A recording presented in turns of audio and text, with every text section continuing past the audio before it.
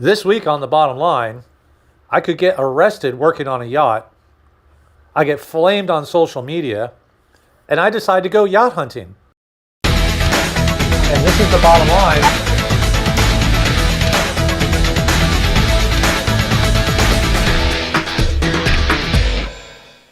What we should and hey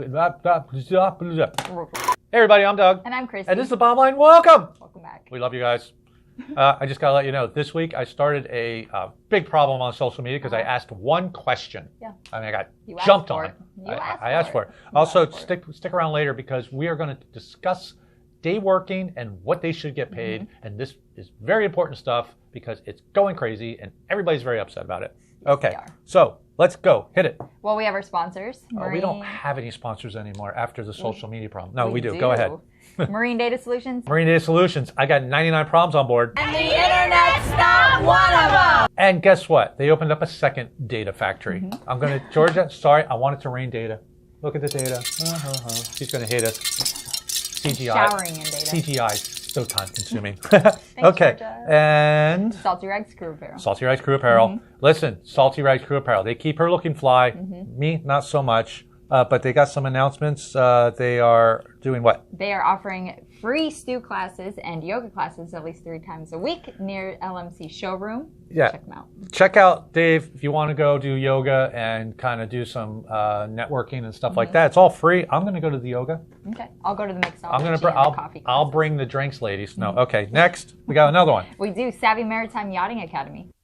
Really savvy. That's Savvy Maritime. Mm-hmm. Let me explain something.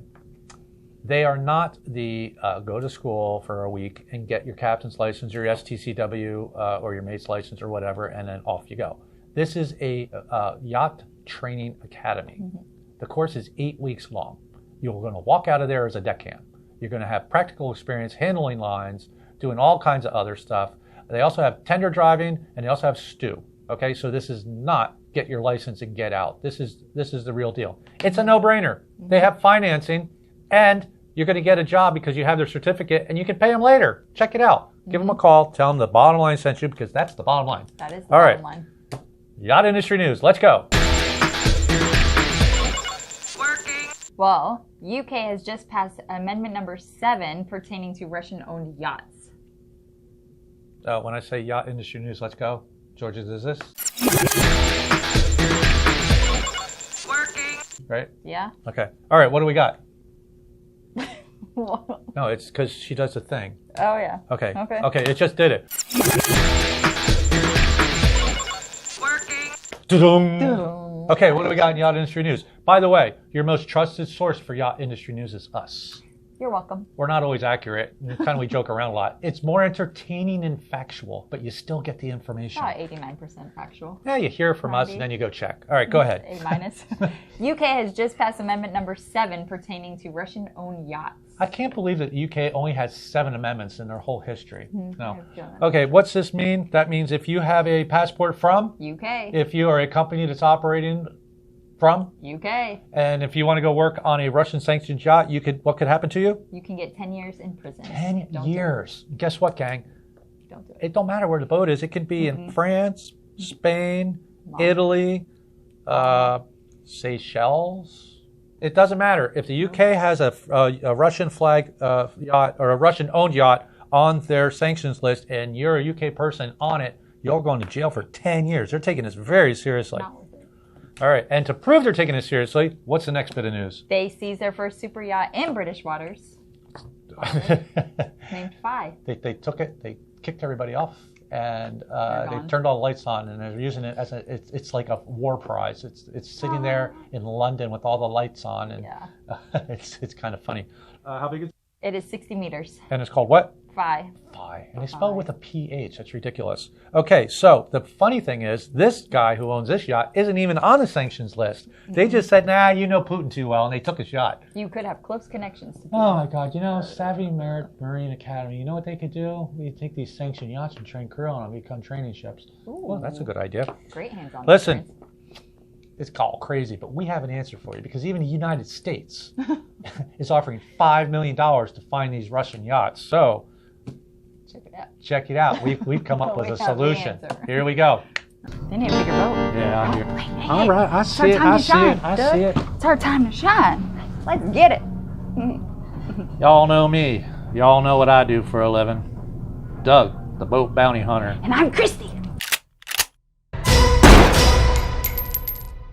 We're currently searching out some scumbag that didn't pay their bills on some yacht. But I understand you guys have some sort of rusty yacht problem. But I'm going to tell you something right now, Mr. Biden. I value my neck for more than $5 million. I'll find them for 5. But I'll catch them and bring them back to you for 10. At least 10. We had this conversation. She's only going to do it for the 10 mil. Got to keep her happy. Yeah, gotta keep me happy. So you want to play it cheap? Keep your crews on welfare all winter? Or you want to pony up the money? Put everybody back on a paying basis. $10 million for me and myself alone. All right, and for Chrissy, she wants to get an RV. I don't need no volunteers. I don't need no mates. Too many captains in Fort Lauderdale. For $10 million, you get the bow, the stern, the whole damn thing. Everything in between. That's right, everything in between.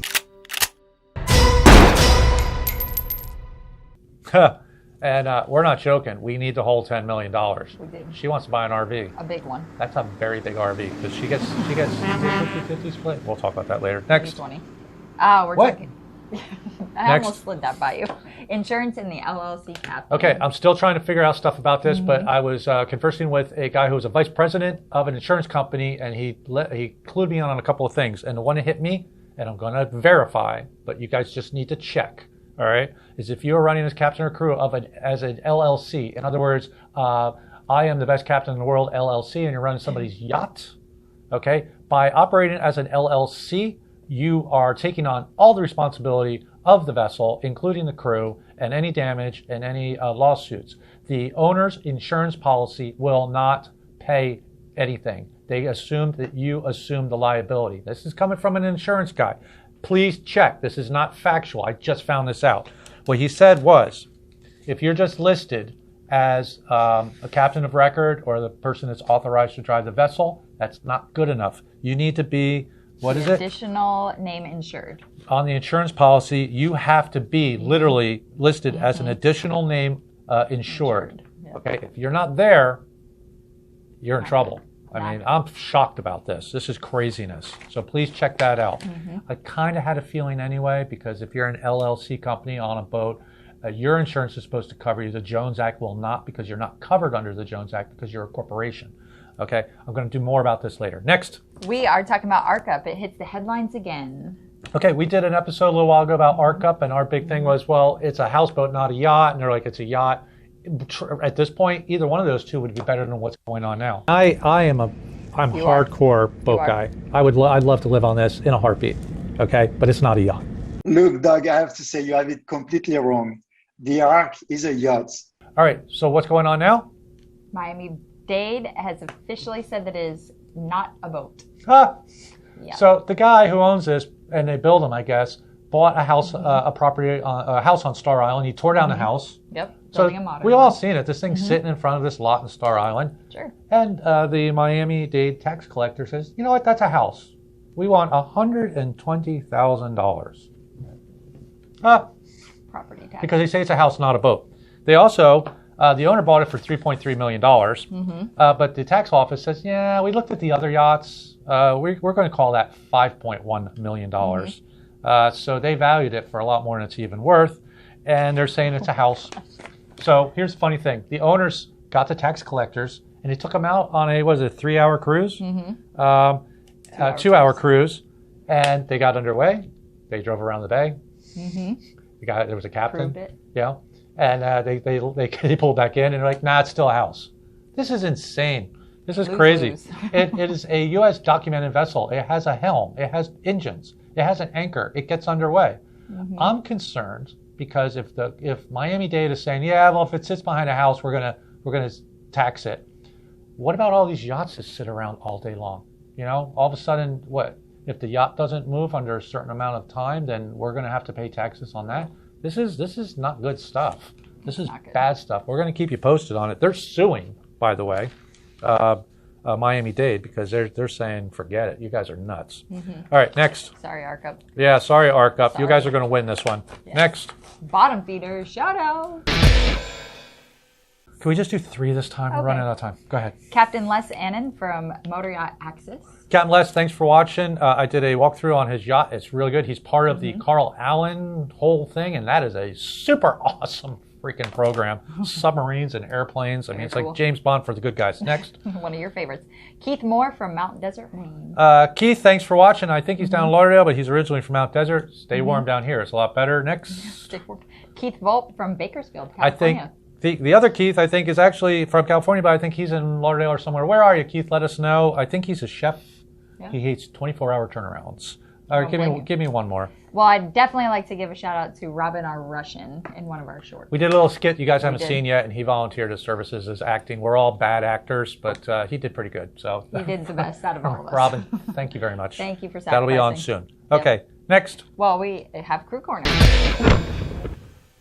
Who's sponsoring Crew Corner? Crew Haven. And who are Crew Haven? Well, they provide housing near LMC for crew to get rest like the guests. Rested like the guests did. Rested like the guests. Don't forget, monkeys in butler suits, giraffes, bouncy houses, gold-plated Rolls Royces. All this is available to you for an extra charge.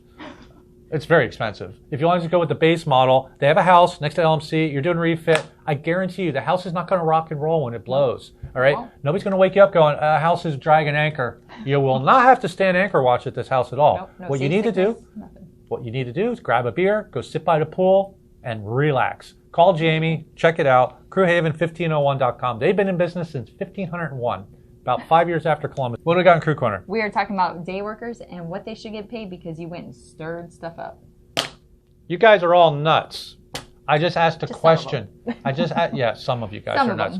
I just asked a question. What do you guys think day workers should get paid? And everybody, well, not everybody. In all fairness, there was only one or two. One guy jumped on me. He was like, "You're a cheap son of a bitch if you're only going to pay this." I'm like, I didn't even say I'm paying anything. I didn't give a I'm number. asking you what we should pay them. But you know, the fact of the matter is, it's a really touchy subject. And what I would really like to do is I'd like to use all the power of the bottom line to set a wage for day workers.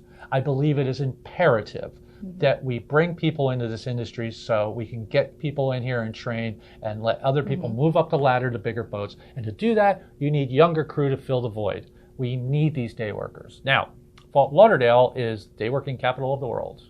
There isn't a big group of day workers in Newport, Rhode Island right now going, 3 more months and it'll stop snowing. Boston is non-existent. I doubt in the west coast of California now. Some of the hot spots, like I bet you there's some in St. Martin, Antigua, Antibes, there. But the fact of the matter is, most of this complaining is coming from Fort Lauderdale. So can we please standardize the day working wage to get new crew in and to make sure everybody's happy? And I'm asking everyone for your help to tell us what it should be. And then we all, as a community, need to stick with it. Now the results. This is good. Okay, what was the high? About $500. Somebody said $500 a day. They said $300 to $500. The second highest was this one right here. 200 to 250. 200 to 250. Okay. All right. In the USVI, so you're ready for this? This is what green crew get. $300 a day. Okay. There was a low of 120. But what was the majority that everybody agreed with? 150. 150 bucks. Don't shoot us. We are the messengers. This That's is not what my boat. Said. I pay 200 to 250 a day for day workers on this boat. Okay, because we don't use day workers, and when we do, we're probably in a tight schedule, and it's worth it to me to get them in here quick. I don't pay. Yeah, we pay good. All right. So, what is a day worker? We need to classify that too, because some people are like, oh, yeah. I'm not talking about guys who make a career working on boats, jumping around, freelancing, doing that. Or girls. We are talking about green crew. How much experience do they have? Zero. They came from Oklahoma. A week ago, they did their STCW. They're trying to get a full-time job. These are the day workers I'm talking about. All right? If they got $150 a day, how much are they getting per hour? $18.75. Is this really rotten? Is this awful? And then we all include lunch. And if you get paid during lunch with a lot they do, it jumps up to what? $21.45. $21.45 a day. So I think we need to standardize the day worker thing. I think the minimum, I'm not saying this is what you got to pay people, but this is like minimum wage. No matter where you go, you're gonna make this. I think should be $150 for an 8-hour day. I think for any time over 8 hours, you should get another $18.75 because 150 a day is very vague. It could be 6 hours, it could be 10. So I think for 8 hours, it should be $150. All right.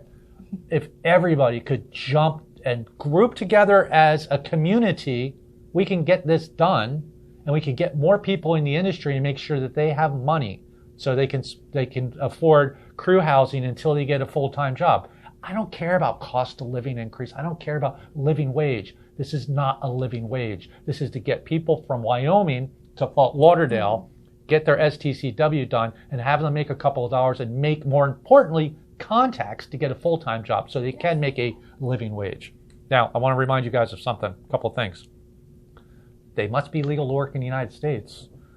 And if you're paying one person more than $600 in 1 year's time, you have to issue them a 1099 for taxpayer, or y'all going to get into trouble, okay?